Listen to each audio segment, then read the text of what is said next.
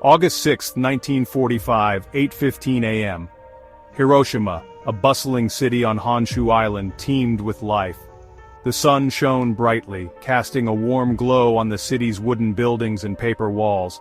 The air buzzed with the sounds of a city awakening, unaware of the impending doom hurtling toward them. The Enola Gay, an American B-29 bomber, appeared high in the sky. Below, the people of Hiroshima went about their day, oblivious to the deadly cargo carried by the lone aircraft.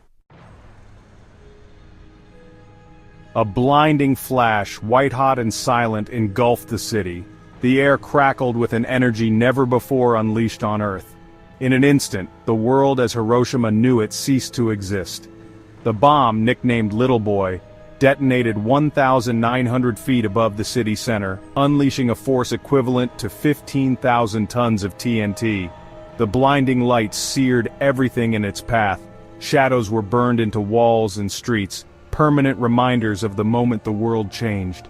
Buildings vaporized, their wooden frames instantly ignited by the unimaginable heat. The air itself seemed to ignite, creating a massive fireball that expanded outwards, consuming everything in its wake. The shockwave followed, a monstrous wall of pressure that raced across the city at unimaginable speed. It shattered windows miles away, toppled concrete buildings, and tossed heavy vehicles like toys. People were thrown through the air, their bodies colliding with debris and the crumbling remnants of their city. The ground lurched violently, as if shaken by a giant's hand, collapsing structures and burying countless souls under tons of rubble. The air, thick with dust and the smell of burning flesh, crackled with an eerie silence. The once vibrant city lay in ruins, a desolate wasteland of shattered concrete and twisted metal. Where homes and businesses once stood, only smoldering embers remained. The heart of Hiroshima, once a bustling center of commerce and community, was now a silent, smoking crater. Amidst the devastation, grotesque shadows marked the pavement and buildings. These were not shadows cast by the sun, but the ghostly silhouettes of people and objects, etched into stone by the bomb's blinding flash. These shadows, forever frozen in time, served as chilling reminders of the lives extinguished in an instant. A lone stone bridge, once crowded with pedestrians, stood eerily intact, its surface scarred and scorched, but its structure miraculously unbroken. The shadows of its handrails, and the people who once gripped them, were imprinted on the bridge's surface, a stark and silent testament to the power of the blast. Then, the screams began. From beneath the rubble, from the burning streets, from the lips of those who could still draw breath, came the cries of the wounded and the dying. The air, heavy with dust and the stench of death, was filled with the sounds of suffering. People stumbled through the wreckage, their clothes burned off, their skin hanging in strips, their eyes blinded by the flash. Many wandered aimlessly in shock, searching for loved ones or simply trying to comprehend the unimaginable. Mothers frantically dug through debris, their hands raw and bleeding, desperately searching for children. Children, orphaned in an instant, wandered the ruined streets, their cries for their parents echoing through the desolate landscape.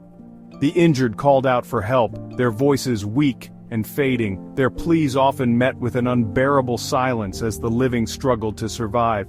Hospitals, overwhelmed and ill-equipped, transformed into scenes of unimaginable suffering. Doctors and nurses, themselves injured and traumatized, worked tirelessly, tending to horrific burns, broken bones, and radiation sickness, a horrifying new ailment that baffled even the most experienced medical professionals. The injured lay on makeshift beds, their moans and cries a heartbreaking symphony of pain and despair. Section 5, A City of Ash. As the dust settled, the true horror of the bombing became horrifyingly clear. Hiroshima, once a vibrant city of over 350,000 people, lay in ruins. The bomb had instantly killed an estimated 80,000 people, vaporizing some, crushing others under collapsed buildings, and burning countless more alive. The initial blast was only the beginning of the nightmare. The air, thick with radioactive dust and debris, became a silent killer. Those who had survived the initial blast now faced a new threat: radiation sickness. Over the days and weeks that followed, thousands more would succumb to this invisible enemy. Nausea, vomiting, fever, and hair loss were just the first signs of a gruesome and agonizing death. The once life-giving rivers that flowed through Hiroshima were now choked with bodies, the bloated corpses a grim testament to the bomb's indiscriminate power. The city, once a source of pride and beauty, was now a graveyard, its streets littered with the charred remains of its citizens. The survivors, haunted by what they had witnessed, faced an uncertain future in a world forever changed. Section 6. The Unthinkable Cost. The bombing of Hiroshima was a watershed moment in human history. For the first time, the world witnessed the devastating power of atomic weapons, a power capable of obliterating entire cities and extinguishing hundreds of thousands of lives in an instant. The event sparked outrage and horror around the globe, raising profound moral and ethical questions about the nature of warfare and the very future of humanity. The decision to use the atomic bomb on Hiroshima remains a subject of intense debate. Supporters argue that it was a necessary evil, a tragic but ultimately justifiable act that brought a swift end to World War II and saved countless lives that would have been lost in a prolonged conflict. They point to the fanatical resistance of the Japanese military and the potential for staggering casualties had an invasion of the Japanese mainland been necessary. Critics, however, condemn the bombing as a morally reprehensible act, an act of terror that indiscriminately targeted civilians and unleashed a weapon of unimaginable destructive power. They argue that Japan was already on the verge of defeat, and that the bombing was unnecessary and unjustified, serving only to usher in a terrifying new era of nuclear proliferation and the constant threat of global annihilation. Section 7. Scars on the Soul. The physical scars on Hiroshima slowly began to heal. Buildings were rebuilt, streets were cleared, and life, in its own way, returned to the city. But the psychological and emotional scars of the bombing ran deep, leaving an indelible mark on the survivors and casting a long shadow over the city's future. Many survivors, haunted by memories of the blast and the loss of loved ones, suffered from post-traumatic stress disorder. Nightmares, flashbacks, and survivors' guilt plagued their waking hours, making it difficult to move on and rebuild their lives. The fear of radiation poisoning, real or imagined, added another layer of anxiety and uncertainty to their existence. The bombing also had a profound impact on the children of Hiroshima. Many grew up orphaned, living with the physical and emotional scars of the bombing. Some faced discrimination and prejudice, branded as hibakusha, a term used to describe survivors of the atomic bombings, often carrying a stigma in Japanese society. Section 8. Legacy of the Bomb. The bombing of Hiroshima and the subsequent bombing of Nagasaki 3 days later forced the world to confront the terrifying reality of the nuclear age. The genie was out of the bottle, and there was no going back. The world had entered a new era, one in which the very survival of humanity hung in the balance, held hostage by the destructive power of the atom. In the aftermath of World War II, the world entered a period known as the Cold War.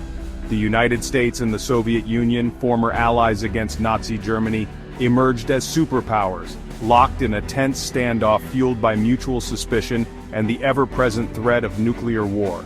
Both sides amassed vast arsenals of nuclear weapons, each capable of obliterating the other many times over. The fear of nuclear annihilation loomed large over the world for decades. Children grew up practicing duck-and-cover drills in schools, families built bomb shelters in their backyards, and the doomsday clock, a symbolic timepiece created by scientists to measure the threat of global catastrophe, ticked ever closer to midnight. Section 9. A Call for Peace. The bombing of Hiroshima is a stark reminder of human destruction and resilience. Survivors share their stories, advocating for peace. Hiroshima, reborn as a city of peace, stands as a testament to human strength. The Peace Memorial Park is a solemn call for peace and understanding. The legacy of Hiroshima compels us to remember and work for a future free from nuclear war.